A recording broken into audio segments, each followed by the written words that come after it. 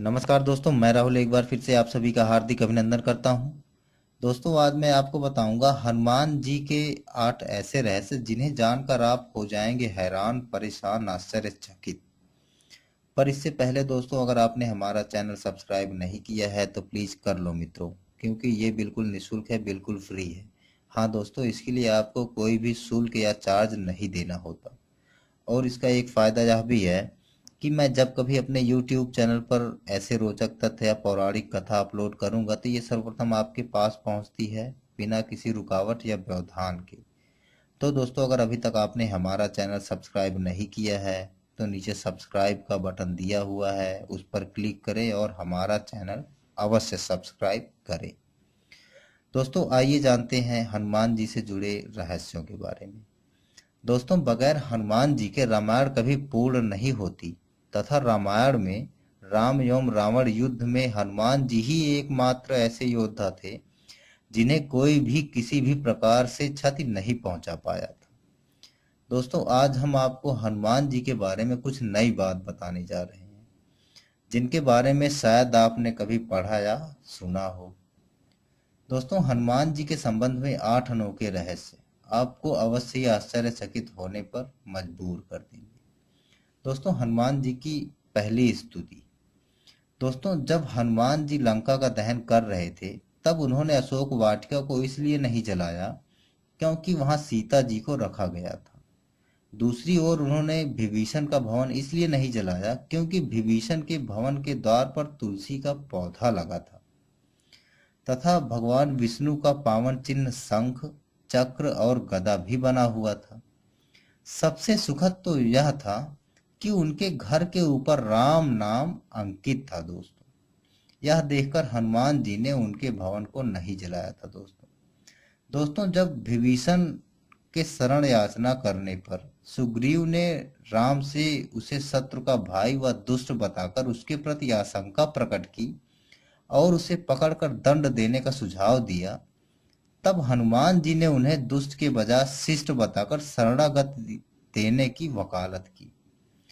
इस पर प्रभु श्री राम जी ने विभीषण को शरणागति न देने के सुग्रीव के प्रस्ताव को अनुचित बताया और हनुमान जी से कहा कि आपका विभीषण को शरण देना तो ठीक है, किंतु उसे शिष्ट बताना समझ नहीं आया।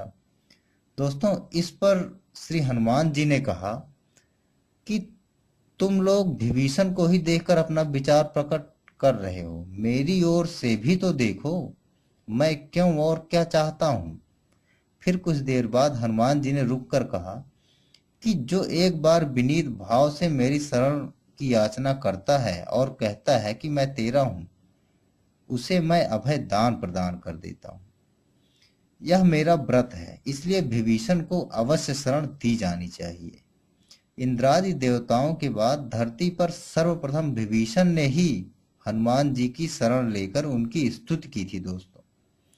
दोस्तों, विभीषण को भी हनुमान जी की तरह चिरंजीवी होने का वरदान मिला और वह आज सशरीर जीवित है। विभीषण ने हनुमान की स्तुति में एक बहुत ही अद्भुत और अचूक स्रोत की रचना की। विभीषण द्वारा रचित इस स्रोत को हनुमान वडवानल स्रोत कहते हैं। दोस्तों, दूसरा है हनुमान जी का जीवित होना। दोस्तों, 13वीं शताब्दी में माधवाचार्य, 16वीं शताब्दी में तुलसीदास और 17वीं शताब्दी में राघवेंद्र स्वामी तथा 20वीं शताब्दी में रामदास, ये सभी यह दावा करते हैं कि इन्हें हनुमान जी के साक्षात दर्शन हुए। दोस्तों, हिंदू धर्म ग्रंथों में और पुराणों में यह बताया गया है कि हनुमान जी इस पृथ्वी के कलयुग के अंत तक निवास करेंगे।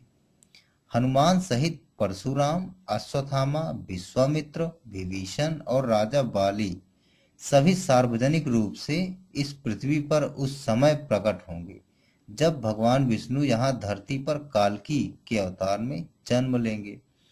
दोस्तों, कलयुग में हनुमान जी भैरव, काली और माता अम्बा को जागृत देव बताया गया है। इनका ध्यान करने मात्र से ही ये तुरंत सक्रिय हो जाते हैं। इसलिए जितने जल्दी ये प्रसन्न होते हैं, उतने जल्दी ही यदि इनका किसी तरह से अपमान हो जाए तो ये क्रोधित भी हो जाते हैं। तीसरा है दोस्तों, क्यों प्रमुख देव हैं हनुमान। दोस्तों हनुमान जी 4 कारणों से सभी देवताओं में श्रेष्ठ हैं। पहला कारण यह है कि सभी देवताओं के पास अपनी अपनी शक्तियां हैं। जैसे विष्णु के पास लक्ष्मी, महेश के पास पार्वती तथा ब्रह्मा के पास सरस्वती। हनुमान जी के पास खुद की शक्ति है, वह खुद की शक्ति को संचालित करते हैं और उसी से संचालित होते हैं।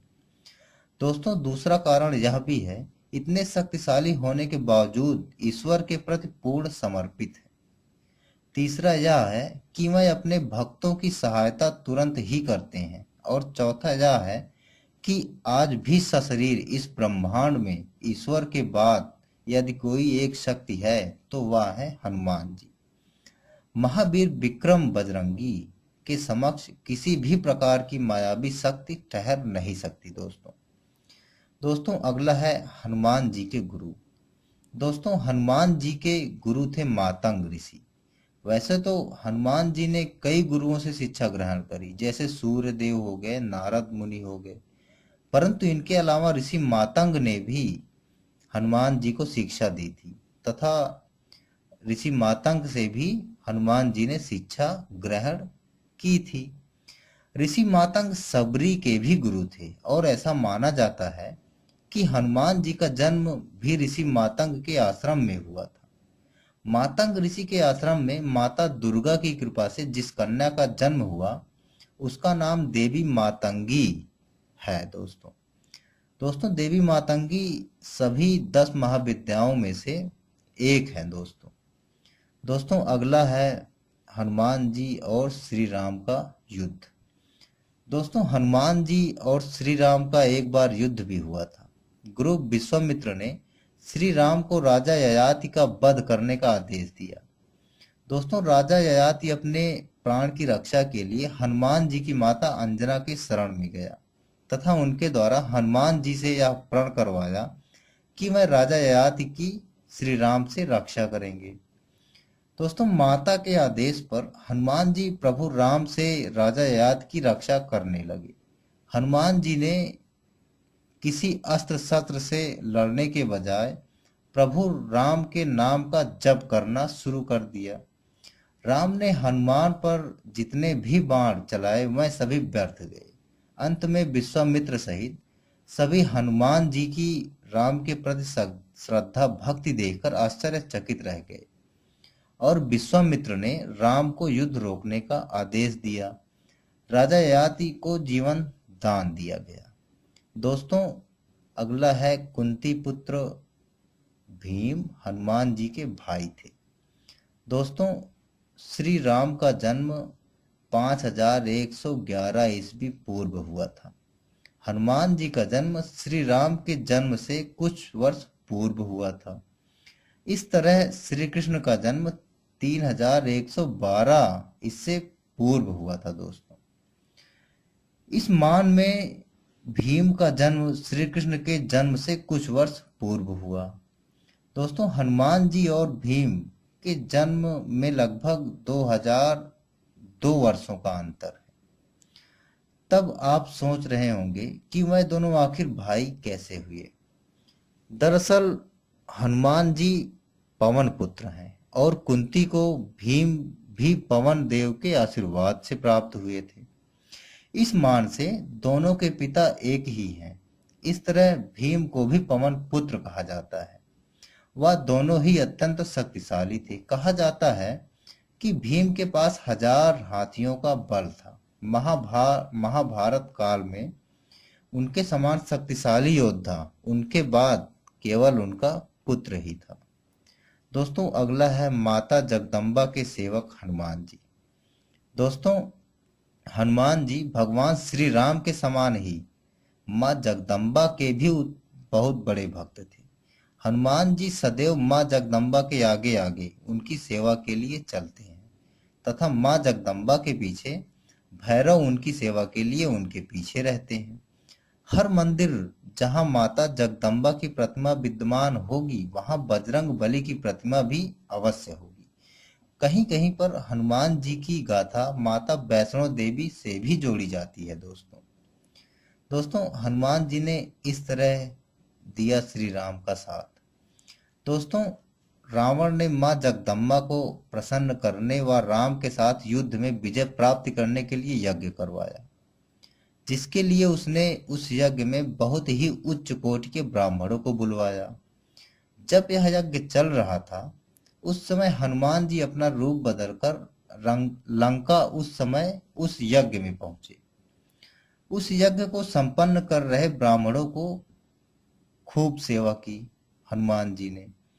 जब हनुमान जी से प्रसन्न होकर ब्राह्मणों ने उनसे वरदान मांगने को कहा, तो उन्होंने मंत्र के एक शब्द को बदलवा दिया। दोस्तों ब्राह्मणों द्वारा पढ़े गए गलत मंत्रों के कारण देवी रुष्ट हुई और राम रावण युद्ध में रावण को पराजय का सामना करना पड़ा।